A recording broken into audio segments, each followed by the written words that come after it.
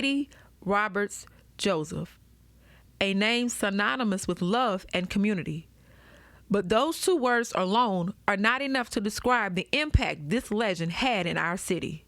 She was my season. I mean, in my campaign, I would see her and she would be like, don't give up, keep going, don't give up. And I get emotional because she was such a humble spirit.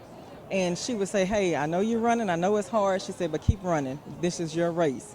And she was always just inspirational and motivation. So she meant a lot to a lot of people, not just me. Everybody loved her. You know, it was always special. Miss Sadie, you know, she taught us those things that weren't taught in school. Right? You know, she was a fearless advocate for us learning our history and not just the history that was in our textbook. She taught us the history about Baton Rouge and how, you know, the bus boycott started in Baton Rouge, and a lot of people don't know that. And all the way through, you know, my years in the legislature, she's always been that same stalwart in the community. With a legacy that eclipsed her tragic end, the mood of the vigil remained upbeat as many reflected on a light that even in death would not fade.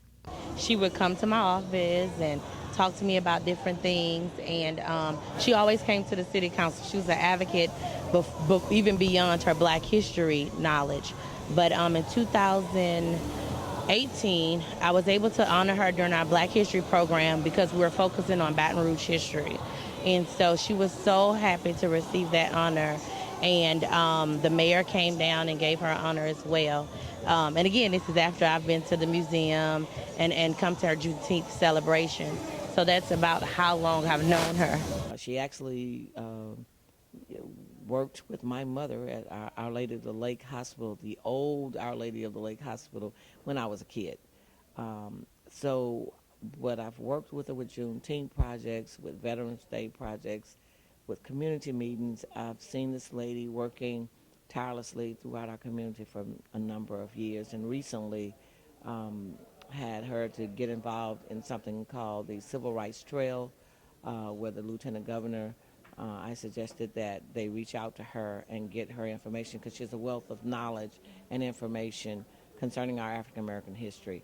It is here where a multitude gathered to pay their respects to a pioneer in our community, one whose legacy will always be cemented in our hearts.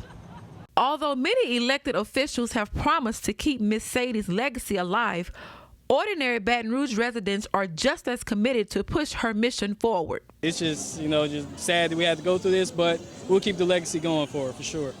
For Connections, with a special report, I'm Kenyetta M. Collins.